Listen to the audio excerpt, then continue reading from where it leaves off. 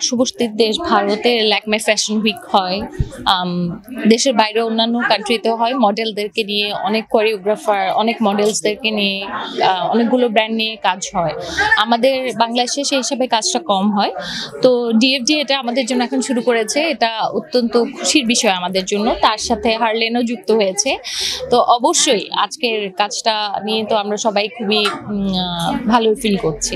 বর্তমানে খুব ব্রেকআপ হচ্ছে, মানে ডিভোর্সের সংখ্যা বেশি। আমরা একটা অস্থির সময়ের মধ্যে দিয়ে যাচ্ছি। হ্যাঁ, আমরা সবাই খুব ইম্পেশেন্স হয়ে গেছি আমার যেটা মনে হয়, কারণ আমাদের স্ট্রেস লেভেলটাও অনেক বেশি বেড়ে গেছে।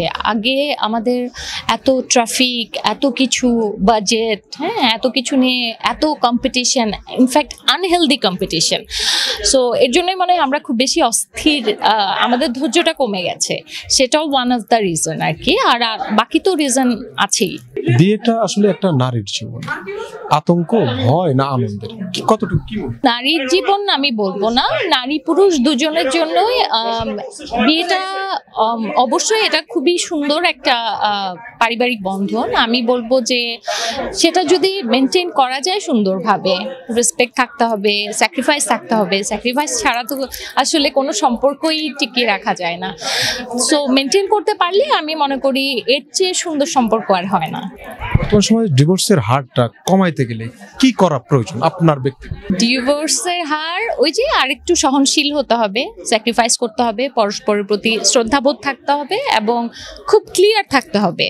হ্যাঁ, অনেস্ট থাকতে হবে। আমার যে পার্টনার আছে তার শ্রদ্ধাবোধ, অনেস্ট, এগুলো থাকলেই আমি মনে করি খুবই সোজা আর কি। ভাইরাল জিনিসটা আপনি কিভাবে দেখেন? যে এই সমাজে এখন দেখি যে মানে খুব বাপ বয়সী বা দাদা বয়সী পুরুষদের বিয়ে করে মেয়েরা এখন এটা নিয়ে আসলে বিভিন্ন সময় ভাইরাল শোরুম ওপেনিং করছে, মানে এই জিনিসটা আপনার কাছে? আমি একদমই পছন্দ করি না, কারণ খুবই তাৎক্ষণিক এই জিনিসগুলো, খুবই তাৎক্ষণিক। এগুলো মানুষের খুব কম সময়ের জন্যই দেখে, আর এই আনন্দটাও মনে হয় খুব কম সময়ের, মানে ক্ষণস্থায়ী আর কি। এর ফিডব্যাকটা আসলে খুব বেশি ভালো কিছু আসে না রিটার্ন। এখন তো আমরা এত ডিজিটালাইজেশন এত বেড়ে গেছে, আমাদের সোশ্যাল মিডিয়া প্ল্যাটফর্ম বলেন, যা কিছু বলেন, সবকিছুই সবার হাতেই আছে। আর কিশোর বয়সে বা তরুণ বয়সে ওই এইজটাই তো এরকম যে একটা আমাদের ধৈর্য ক্ষমতাটা কম থাকে, অথবা চিন্তা শক্তিটা অতটা পরিপক্ক থাকে না। তো অবশ্যই এসব যত কাছে ওরা দেখছে বা একটু কিছু না কিছু তো ইন্সপায়ার হচ্ছে।